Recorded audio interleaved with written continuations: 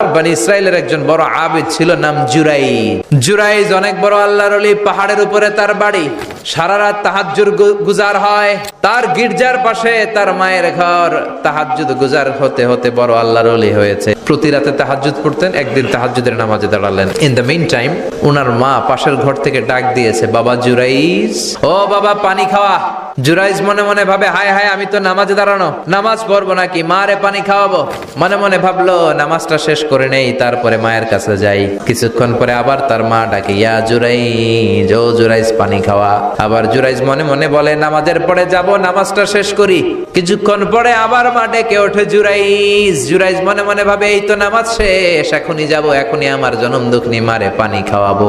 কিন্তু মায়ের সহ্য হয় নাই, মায়ের মনে কষ্ট চলে আসছে। মা তার অন্তরে ব্যথা পেয়ে বদদোয়া করে ফেলছে। কবুল করে নিছে কে?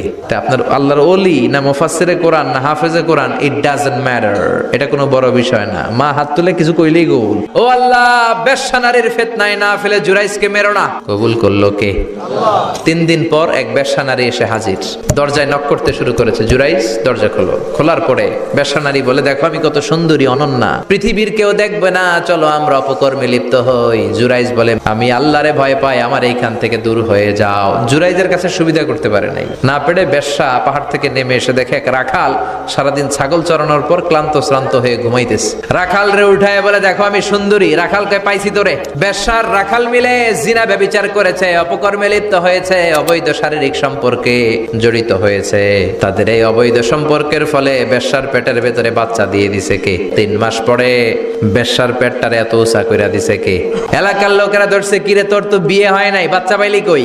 বেশ্যা বলে, ওই যে আল্লাহর ওলি জুরাইজ আমার সাথে অপকর্ম করেছে, আমার পেটের বাচ্চার বাবা হলো আল্লাহর ওলি জুরাইজ। সবাই মিলে গির্জা ভেঙে জুরাইজকে রশি দিয়ে বেঁধে জামিনে নিয়ে আসছে। জুরাইজ কয়, আমার অপরাধ কি? অপরাধটা বলো। সবাই বলে, তুই অপকর্ম করেছিস এই বেশ্যার সাথে, তোরে আমরা মৃত্যুদণ্ড দিব। জুরাইজ বলে, ঠিক আছে মৃত্যুদণ্ড দিও, মরণের আগে, মারার আগে 2 রাকাত নামাজ পড়ার সুযোগ দাও।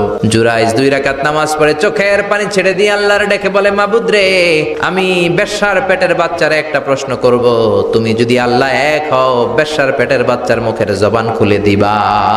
এবার জুরাইজ বেশ্যার পেটের বাচ্চার দিকে ইঙ্গিত করে ডেকে বলে, ও পেটের বাচ্চা, তোমার রব যদি আল্লাহ হয়, তোমারে আমি প্রশ্ন করব, তুমি সবাইকে জানিয়ে দাও তোমার বাবাকে।